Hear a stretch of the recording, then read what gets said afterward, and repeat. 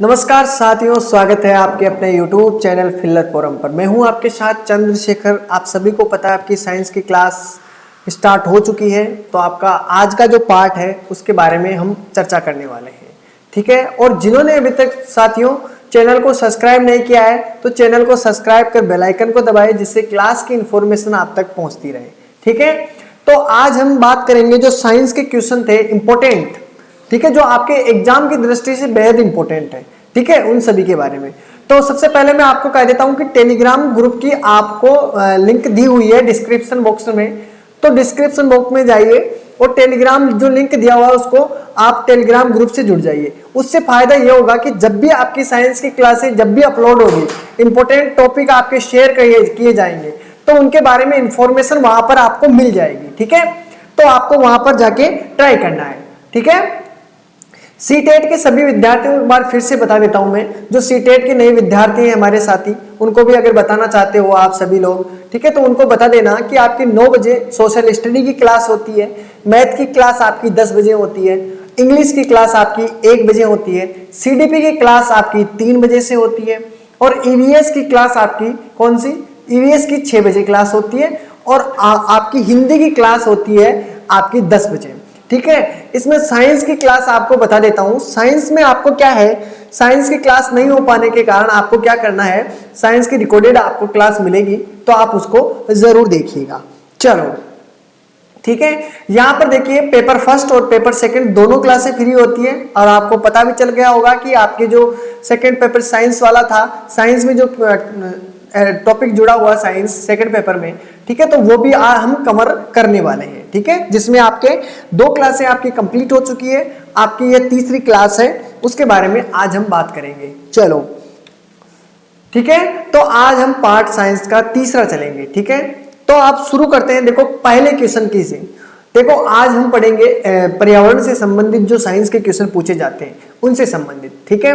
क्वेश्चनों को अच्छी तरीके से ध्यान से देखिएगा और उसका आंसर ध्यान से सोच समझ के दीजिएगा। सोचना पहले आपको है, ठीक है। मैं आपको 10 सेकंड का टाइम दूंगा सोचने के लिए, उसके बाद में आपको आंसर सोच के मैं जो बताऊंगा उस पर गौर करना है कि आपका आंसर गलत क्यों हुआ, ठीक है। टाइम स्टार्ट हो चुका है कि वनों को समाप्त करने के लिए या करने को क्या कहते हैं, ये बताना है कि वनों को जो समाप्त करते जाएं, डिस्ट्रॉय करते जा रहे हैं वनों को, उसको हम क्या बोलते हैं। जो फॉरेस्ट है उसको हम अगर समाप्त कर रहे हैं तो उसको कहते क्या है, इसके बारे में देखो क्वेश्चन को पढ़ने के बाद में आपको ऑप्शन देखना है कि ऑप्शन के अकॉर्डिंग आपका आंसर हो क्या सकता है, ठीक है।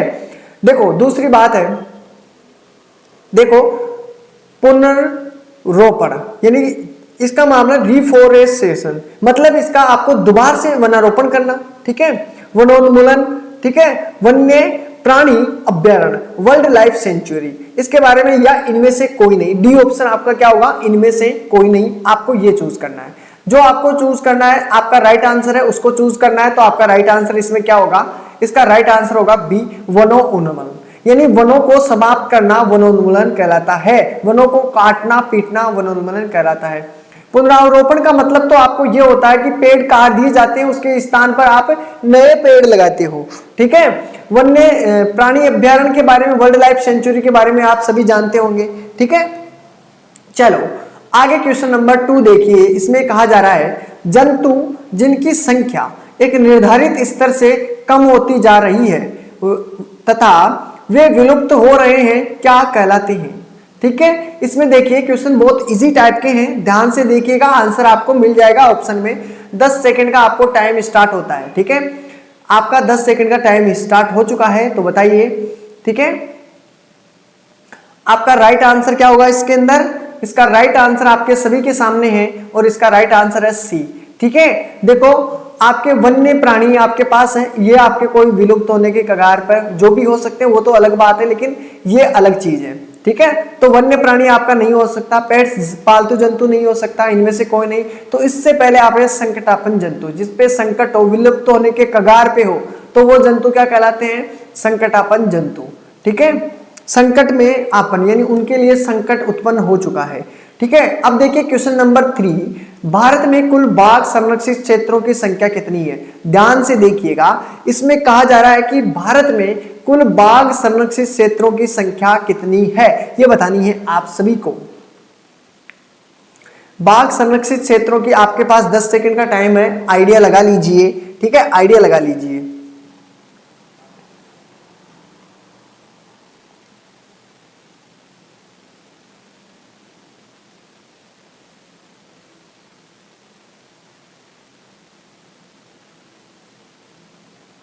बाघ संरक्षित क्षेत्र कितने हैं, जल्दी से बता दीजिए।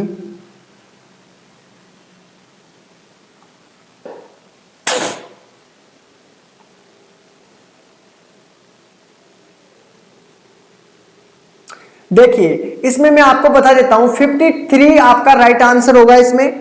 ठीक है, 53 आपका राइट आंसर है।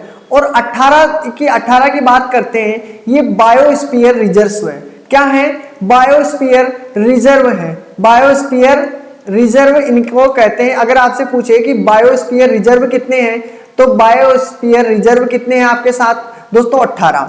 ठीक है, एक चीज और है, देश के कुल 18 राज्यों के अंदर ही, देखो देश के कुल 18 राज्यों के अंदर ही बाघ है।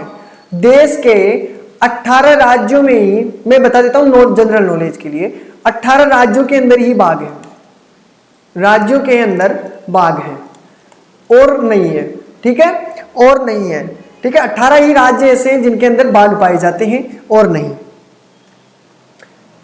ठीक है, बाघों के बारे में एक चीज और बता देता हूं। सबसे अगर मैं आपसे पूछूं कि आपको टाइगर मैन ऑफ इसको किसको घोषित किया गया, ये बता दीजिए कि टाइगर मैन किसे कहते हैं। टाइगर मैन आपको याद होना चाहिए, क्वेश्चन पूछ सकते हैं कि टाइगर मैन ऑफ इंडिया कौन है, इंडिया के बताने हैं कि टाइगर मैन ऑफ इंडिया। कई बार सुना होगा नाम, भी कई बार एग्जाम में भी देखने को मिला होगा। कैलाश सांकला का नाम सुना है आप सभी ने, कैलाश सांकला का, तो ये है टाइगर मैन ऑफ इंडिया। ठीक है, कैलाश सांकला, याद रखना।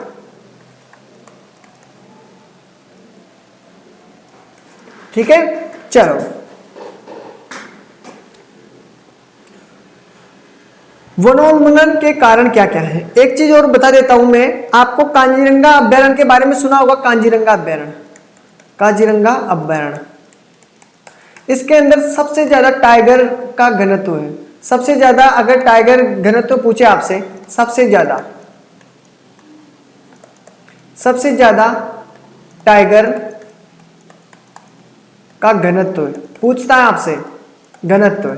तो सबसे ज्यादा टाइगर घनत्व पूछे आपसे किसका है, तो आपको बताना है कांजीरंगा अभ्यारण्य का। किसका? कांजीरंगा अभ्यारण्य का, याद रखना है इस चीज को। आगे देखिए क्वेश्चन को, 4 नंबर वाला क्वेश्चन, वनोन्मूलन का कारण क्या है? The reason for deforestation is, इसका बताना है। ध्यान से देखिएगा, वनोन्मूलन का कारण क्या है ये बताओ। देखो भवन निर्माण है वनोन्मूलन का कारण, कागज उद्योग है, बिल्कुल कागज इन्हीं से बनते हैं। सड़क का निर्माण करते हैं, जब काट पीटते हैं पेड़ों को अंदर जाने के लिए या दूसरे शहर को दूसरे शहर से जोड़ने के लिए, तो पेड़ों को काटना पड़ता है। ठीक है, और कागज का निर्माण करते हैं, वो भी लकड़ी से होता है। भवनों का निर्माण होता है, वो भी इसी के कारण होता है। ठीक है, तो इसमें सारे ही एग्जाम्पल बिल्कुल राइट है, तो आपका आंसर होगा डी। बिल्कुल क्या होगा आंसर? डी आपका राइट आंसर होगा। प्राकृतिक आवास का वन्य जीव या वन्य प्राणी संरक्षण किया जाता है, इसके अंदर बताना है प्राकृतिक आवास का वन्य प्राणी संरक्षण किया जाता है किसमें? अभ्यारण्य, राष्ट्रीय उद्यान, जैव मंडल संरक्षित क्षेत्र, इनमें से सभी, इसके अंदर बताना है आप सभी को।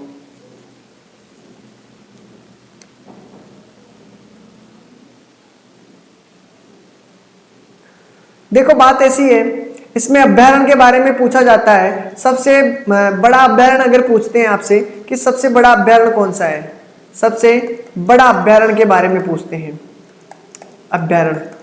इसके बाद में आपसे पूछे सबसे छोटा अभ्यारण्य के बारे में पूछते हैं, सबसे छोटा अभ्यारण्य। ठीक है, इसके बारे में पूछते हैं। ठीक है, और आपसे और क्या पूछ सकते हैं, और क्या पूछ सकते हैं साथियों, और आपसे क्या पूछ सकते हैं मैं बता देता हूं आपको। और आपसे पूछ सकते हैं क्या? सबसे पुराना सबसे पुराना भी पूछ सकते हैं आपको, सबसे पुराना। देखिए अगर आपसे सबसे पुराना पूछा जाता है तो आप सभी को पता होगा सबसे पुराना कौन सा है, कॉर्बेट नेशनल पार्क। कौन सा है, कॉर्बेट नेशनल पार्क आपका सबसे पुराना है, Corbett national park. Corbett national park आपका सबसे पुराना है, ठीक है, ये चीज आपको ध्यान रखनी है। सबसे बड़ा अभ्यारण्य की बात करते हैं, सबसे बड़ा अभ्यारण्य क्या कौन सा होता है, सबसे बड़ा अभ्यारण्य कौन सा है, सबसे बड़ा अभ्यारण्य है आपके पास हेमिस। कौन सा है सबसे बड़ा अभ्यारण्य आपका, हेमिस, हेमिस। और ये कहां पर है, लद्दाख के अंदर है, याद रखना, ठीक है। सबसे छोटा अभ्यारण्य याद रखना कहां है, अंडमान निकोबार में है, अंडमान निकोबार में है, जिसे हम आयरलैंड के नाम से जानते हैं, ठीक है, अंडमान निकोबार, निकोबार, ठीक है, ये आपके पास है, आयरलैंड नाम से जाना जाते हैं उसको, आयरलैंड, ठीक है, जिसे हम किस नाम से जानते हैं, और साउथ बटन के नाम से भी जानते हैं, साउथ बटन, ठीक है, साउथ बटन के नाम से भी जानते हैं, ठीक है। अब ये चीजें आपको इंपॉर्टेंट चीजें हैं जो मैं आपको बताना हूं, वन्य जीव प्राणी संरक्षण के बारे में आया इसलिए, ठीक है। इसका राइट आंसर है बायोस्फीयर रिजर्व। क्या बोलते हैं, प्राकृतिक आवास का वन्य प्राणी संरक्षण को क्या कहा जाता है, जैव मंडलीय संरक्षित क्षेत्र, ठीक है। चलो, वह क्षेत्र जिसमें जंतु अपने प्राकृतिक आवास में संरक्षित होते हैं क्या कहलाते हैं, वह क्षेत्र जिसमें जंतु अपने प्राकृतिक आवास में सुरक्षित या संरक्षित होते हैं क्या कहलाते हैं, ये बताने हैं। अभ्यारण्य कहलाते हैं वो, राष्ट्रीय उद्यान कहलाते हैं, चिड़ियाघर, इनमें से कोई नहीं, इनमें से राइट आंसर बताना है आपको। वह क्षेत्र जिसमें जंतु अपने प्राकृतिक आवास में संरक्षित सुरक्षित रहते हैं, प्राकृतिक आवास जहां वो रहते हैं वहां पर सुरक्षित रहते हैं, वो क्या है, सेंचुरी कहलाती है, राष्ट्रीय उद्यान कहलाता है, चिड़ियाघर, या इनमें से कोई नहीं। तो आपका राइट आंसर आपका इसका होगा अभ्यारण्य, जिसे हम सेंचुरी के नाम से जानते हैं, ठीक है, सेंचुरी के नाम से जानते हैं। आगे देखते हैं, भारत में कुल अभ्यारण्यों की संख्या क्या है, ये बताना है। भारत में कुल टोटल कितने अभ्यारण्य है ये बतानी है। टोटल अभ्यारण्य बताइए कि टोटल अभ्यारण्य कितने होते हैं, कितने अभ्यारण्य है टोटल, कुल भारत में कितने वन्य जीव अभ्यारण्य हैं, कुल वन्य जीव अभ्यारण्य कितने हैं,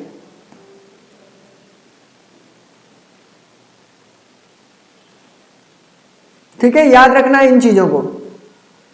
टोटल वन्य जीव अभ्यारण्य कितने हैं, राष्ट्रीय उद्यान कितने हैं। तो देखिए मैं समझा देता हूं आपको।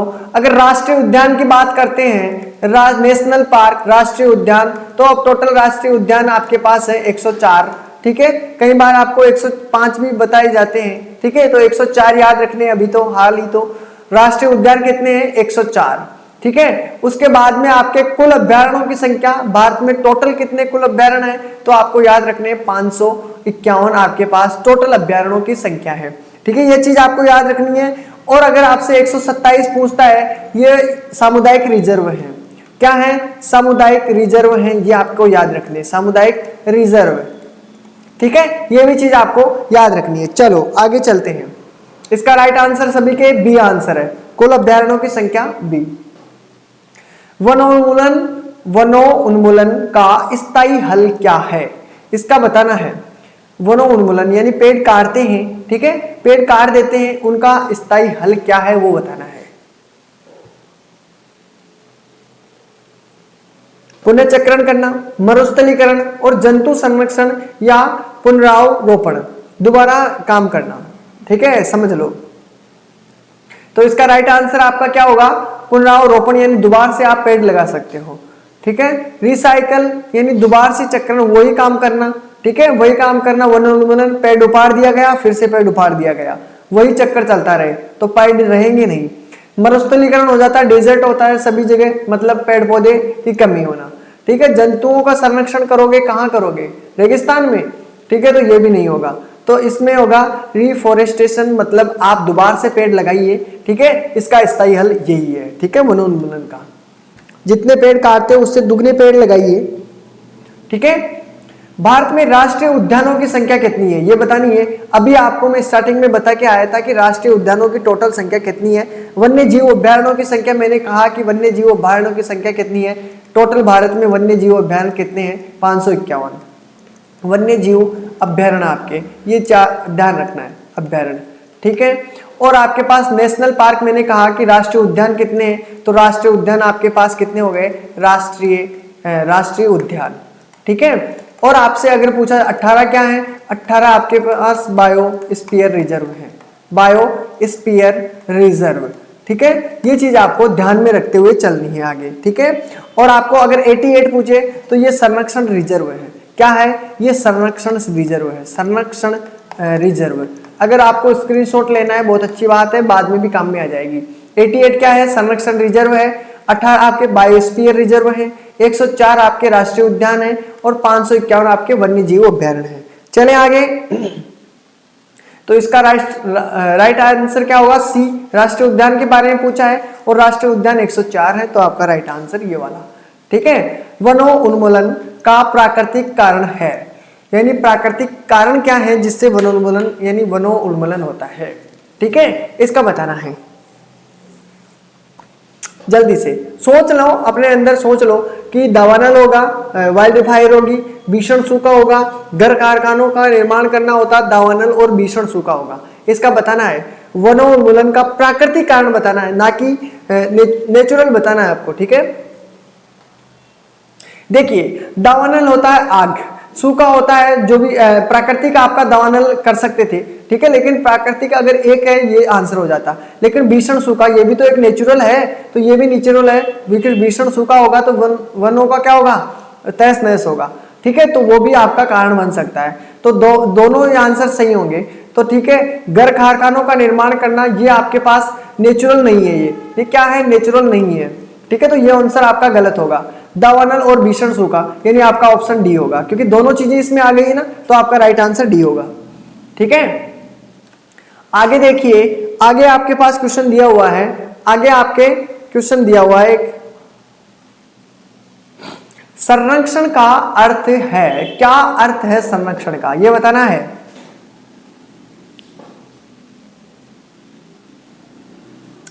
संरक्षण, सोचिए संरक्षण क्या होता है, मीनिंग इन प्रोटेक्शन क्या होता है इसमें, ये चीज आपको ध्यान रखनी है, ठीक है।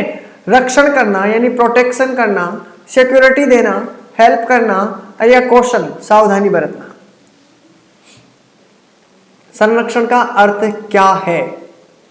वैसे तो इंग्लिश देखोगे तो सेम सेम मिल रही है, तो आंसर आप सीधा सा आप ये बता सकते हो, ठीक है, सही है कि नहीं? बिल्कुल, रक्षण, संरक्षण। चलो आगे देखते हैं, भौम जल स्तर के निम्नलिखित का या निम्नीकरण का कारण क्या है, ठीक है, ये बताना है।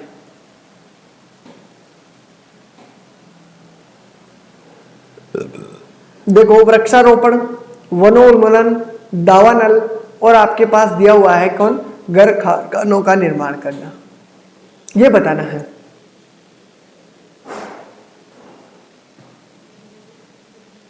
ठीक है, चलो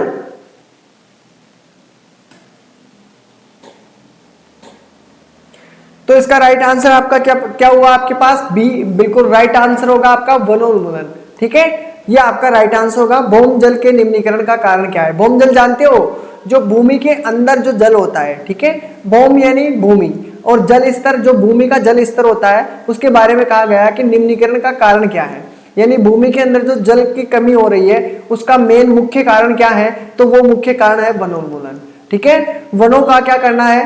काटना है, वनों को काटना, क्या होगा? भौम जल का स्तर गिर रहा है इसी कारण, ठीक है, भौम जल का स्तर गिर रहा है, कारण का यही कारण है, ठीक है। और कारण भी आप सभी के समझ में आ गया कि अगर देखो आप क्या करते हो, भूमि के जो जल हैं अगर पेड़ पौधे नहीं होंगे तो आपको क्या होगा, वहां पे आपको पेड़, सबसे इंपॉर्टेंट आपकी चीजें देखो दोस्तों क्या होता है, पेड़ पौधे होता है, ठीक है। अगर पेड़ पौधे अगर नहीं होते ना तो हमसे कोई भी जिंदा नहीं हो रहा होता, ठीक है, जो सांस ले रहा है वो इसी के कारण वंश है, ठीक है, ठीक है, ये तो सभी को पता होगा, तो ये आपका होता है इंपॉर्टेंट चीज, ठीक है। चलो आगे देखते हैं, क्वेश्चन नंबर 13 को देखिए, निम्न में से वनों की कटाई का मुख्य उद्देश्य क्या है? इसमें कहा जा रहा है कि निम्न में से जो वनों की कटाई होती है उसका मुख्य उद्देश्य क्या है, ठीक है। कृषि करना यानी फार्मिंग करना, घरों व कारखानों का निर्माण करना, लकड़ी का उपयोग करना, उपरोक्त सभी। तो इसका राइट आंसर सभी दे दोगे, लगभग सभी दे दोगे, क्योंकि देखो कृषि करते हैं तब भी आप क्या करते हैं, वनों की कटाई करते हैं। ठीक है, ये भी होता है। घरों के कारखानों का निर्माण करते हैं तब भी आपको यही होता है। लकड़ी का उपयोग करते हैं तो भी पेड़ों को काटना पड़ता है, यानी आंसर आपका सब होगा। ठीक है, अब आप सोचोगे कि सर कृषि से क्या करना है। ठीक है, यही सोच रहे होंगे। मैं बता देता हूं एक बार फिर से आपको, ये कृषि का क्यों दिया हुआ है। हम कृषि तो करते ही नहीं। कृषि में आपको कटाई से क्या फर्क पड़ता है, वनों की कटाई में कृषि का क्या योगदान है। ठीक है, बात ऐसी है साथियों, कहीं आपने सुना होगा जो ढलानों वाली कृषि करते थे, पहले भी करते हैं, अब भी होती है, या क्या होते हैं जहाँ पे पेड़ पौधे होते हैं ना, वहां पे पेड़ों को जला दिया जाता है, फिर वहां का जो मैदान खाली होता है वहां पर कृषि की जाती है। ठीक है, बिल्कुल, जिसे हम वालर कृषि भी के नाम से जानते हैं, वालरा, ठीक है, इनके नाम से भी जानते हैं, वालरा कृषि। तो वो इसी प्रकार की कृषि होती है। ठीक है, तो कृषि यूज में लेने के लिए भी हम पेड़ पौधों को नुकसान पहुंचाते हैं। ठीक है, तो वो कृषि इंपॉर्टेंट होती है, लेकिन वो भी नुकसान देती है पेड़ पौधों को। ध्यान से देखोगे, विश्व उष्मन के लिए उत्तरदायी गैस है। ठीक है, ये जो विश्व उष्मन गैस होती है, मतलब समझते हो, विश्व उष्मन यानी जो टेम्परेचर बढ़ रहा है पृथ्वी का, उसके लिए कौन सी गैस उत्तरदायी है वो बतानी है आपको। ऑक्सीजन उत्तरदायी है, कार्बन डाइऑक्साइड उत्तरदायी है, नाइट्रोजन या हाइड्रोजन, इनमें से कौन सी गैस उत्तरदायी है ये बता दीजिए।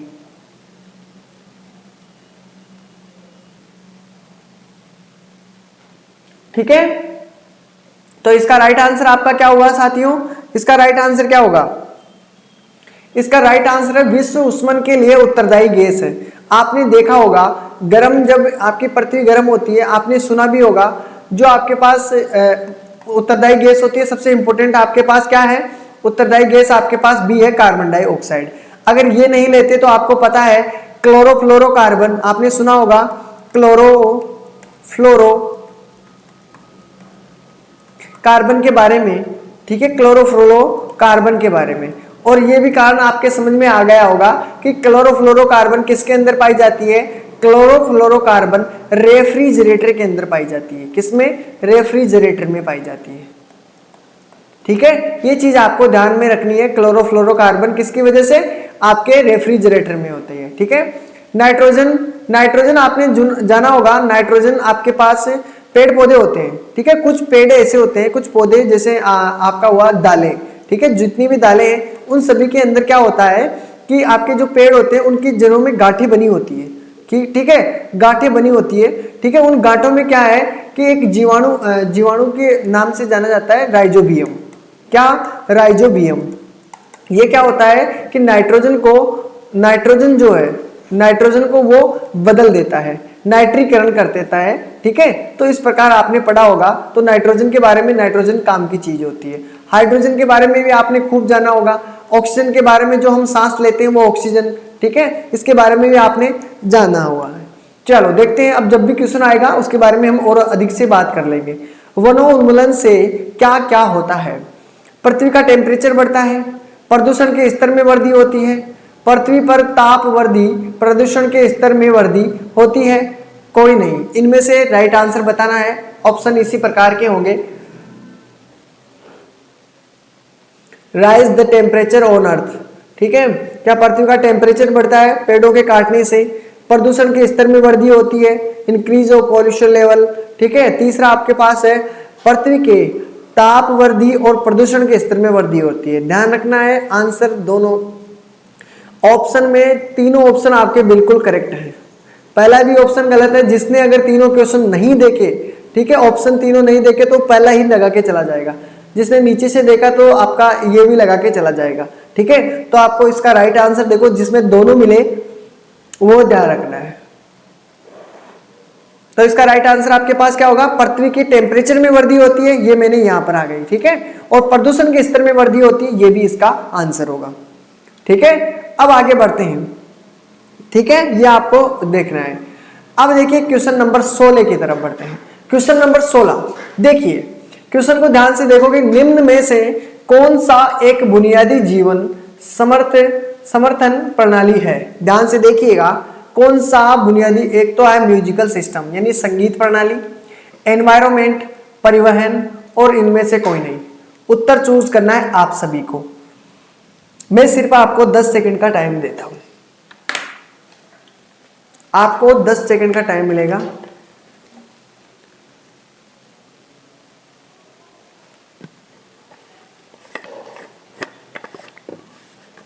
चलो, क्या आंसर आया आपका?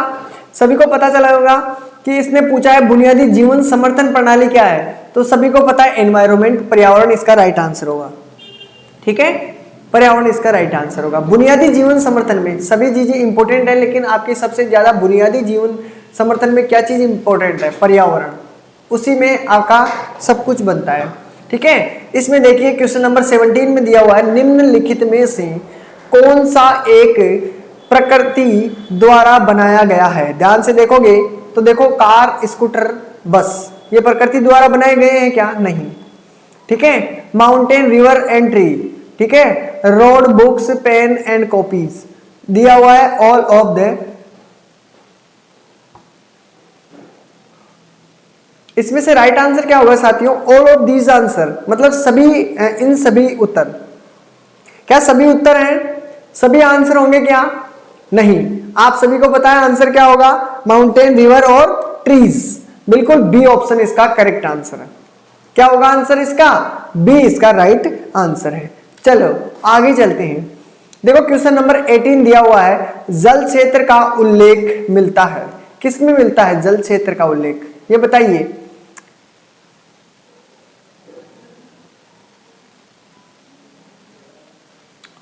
जल क्षेत्र का उल्लेख, देखो जल की बात कर रहा है, मतलब हाइड्रोजन की बात हो रही है, यही हो रही है ना, तो क्या होगा? हाइड्रोस्फीयर। हाइड्रोजन यानी H2O जल की होती है, तो हाइड्रोजन भी बोलते हैं ना, तो इसलिए हाइड्रोस्फीयर यानी जलमंडल को किस में उल्लेख करते हैं? जलमंडल का, जल में उल्लेख होता है। ठीक है, जल का उल्लेख किस में होता है? जलमंडल के अंदर। लिथोस्फीयर आप जानते हो, ठीक है, लेयर के बारे में बात करते हैं तब। एटमॉस्फेयर वातावरण की परत है। बायोस्फीयर जो जीवमंडल है, जिसके अंदर जीव जंतु सभी मिलकर रहते हैं, जीवमंडल। ठीक है, तो जीवमंडल जिस क्षेत्र में सभी जीवों का निवास होता है। वातावरण जानते हो, एटमॉस्फेयर। एटमॉस्फेयर की भी आपको लेयरें होती है, 4 लेयर दिखाई जाती है। ठीक है, एटमॉस्फेयर की भी। चलो क्वेश्चन नंबर 19 की तरफ देखिए, पौधे और जंतु जगत, ये पूछा जा रहा है कि पौधे और जंतु जगत मिलकर क्या बनते हैं? ठीक है, क्या जीवमंडल बनते हैं, जलमंडल बनते हैं, वातावरण बनते हैं, या ये सभी? इसमें से राइट आंसर आपका क्या होना चाहिए? सोचिए इसका राइट आंसर आपका क्या होगा। ठीक है, अभी मैंने कहा कि आपके पास बायोस्फीयर के बारे में कहा था। ठीक है, एटमॉस्फेयर होता है आपका वातावरण, जिसके अंदर प्रमुख गैसें होती है। ठीक है, एटमॉस्फेयर में बादल होते हैं। ठीक है, ये आपका एटमॉस्फेयर हो गया, लेकिन इसमें एटमॉस्फेयर पेड़, बादलों या गैसों के बारे में नहीं पूछा गया है। ठीक है, हाइड्रोस्फीयर में जल का अध्ययन होता है, ये बात कही गई है। बायोस्फीयर में मैंने कहा अभी, जिसमें हम जीव जंतु मिलकर रहते हैं, वो क्या होता है? आपका बायोस्फीयर यानी जीव मंडल, जिसके अंदर, जिस मंडल के अंदर जीव, पेड़ पौधे सभी मिलकर रहते हैं, वो जैव मंडल कहलाता है। ठीक है, तो इसका आंसर ए इसका राइट आंसर होगा।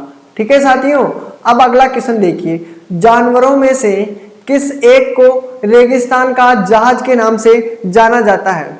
रेगिस्तान के जहाज के नाम से किसको जाना जाता है, ये बता दीजिए। रेगिस्तान के जहाज को किस नाम से जाना जाता है, ये बताइए, किस नाम से जाना जाता है?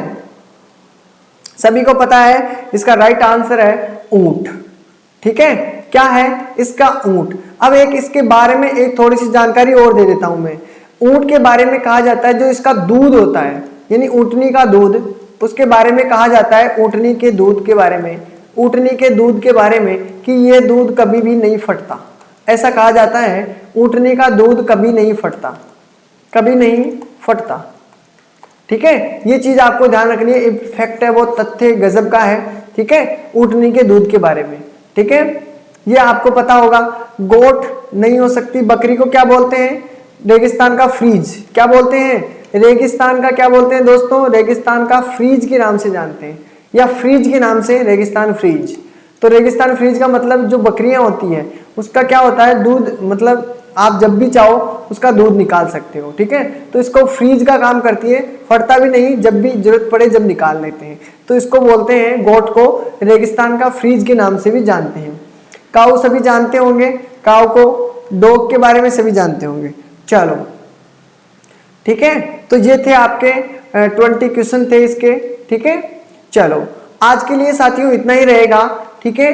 तो आप जरूर अपने क्लास को देखो दोस्तों, लाइक और शेयर जरूर कीजिएगा, ठीक है। सब्सक्राइब करना ना भूलें, ठीक है। आपको जब भी क्लास नहीं मिलती है आप चैनल पे आइए और प्लेलिस्ट में जाइए, और प्लेलिस्ट में जाओगे तो वहां पर देखो आपके पास यूजीसी नेट अगर कर रखे हो कोई साथी भी, तो यूजीसी नेट का भी आपके पास बना हुआ है, ठीक है। और आपका ये बना हुआ है, आप जाओगे सीटेट के अंदर, तो सीटेट के अंदर आपको सारी क्लासें आपकी उपलब्ध होगी।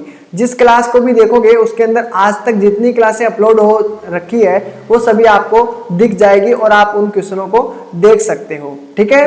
तो आप चैनल को सब्सक्राइब जरूर करें, ठीक है। मिलते हैं अगले टॉपिक के अंदर। आपको उससे पहले आपको देखो हार नहीं माननी है, आपको अपनी स्ट्रेटजी बनाए रखनी है और आपका टच नहीं छूटना चाहिए। एग्जाम जब तक नहीं हो तब तक आपको छूटना नहीं चाहिए, ठीक है। रेगुलरिटी आपकी स्टडी चलनी रहनी चाहिए, ठीक है। अगर आपने छोड़ दिया है ना थोड़ा सा भी, ठीक है, रेगुलरिटी यानी डेली करोगे, ठीक है। और आप इसका लेवल आपको रेगुलरिटी रखना है, छोड़ना नहीं है। गैप छोड़ोगे तो फिर प्रॉब्लम खड़ी हो जाएगी, ठीक है। जितना हो सकते हैं उसके आपकी कोशिश जारी रहनी चाहिए पढ़ाई के अंदर, प्रॉब्लम बिल्कुल भी नहीं आनी चाहिए। चलो देखो, जिसको अभी तक नंबर, देखो जो भी प्रॉब्लम आती है, बाई चांस आपको कोई प्रॉब्लम आ जाती है तो देखिए ये नंबर है आपके पास, और व्हाट्सएप ग्रुप पे जो भी प्रॉब्लम है आप इन पे जाके कॉल कीजिए, आपको पता चल जाएगा आपके क्या प्रॉब्लम है, ठीक है। उनसे पूछ सकते हो, बात कर सकते हो, ठीक है। आप सभी को साइट का पता है www.fillerforum.in, ठीक है। तो ये सभी आपको पता होनी चाहिए। साइट और भी है आपकी जो आपको पता होनी चाहिए, ugc/net.com, ठीक है। तो ये सभी आपको पता होनी चाहिए। तो मिलते हैं साथियों, क्लास कैसी लगी, अच्छी लगी हो तो क्लास को लाइक शेयर जरूर करें, और आपको क्या करना है, अपना फीडबैक जरूर देना है, ठीक है। कमेंट करना है सभी को क्लास कैसी लगी है। हम कल लेकर आएंगे आपका जो टॉपिक होगा चौथा, ठीक है, पार्ट नंबर 4। और आपको एग्जाम में देखते हैं, आप इन क्वेश्चनों को आप एग्जाम में मिला के देखना, ठीक है, कितने क्वेश्चन आपके मिलते हैं, ठीक है। उसके बाद में हम बात करेंगे, ठीक है। कोशिश मैंने आपकी पूरी की समझाने की, और उम्मीद करता हूं कि आपके अच्छे तरीके से समझ में आया, ठीक है।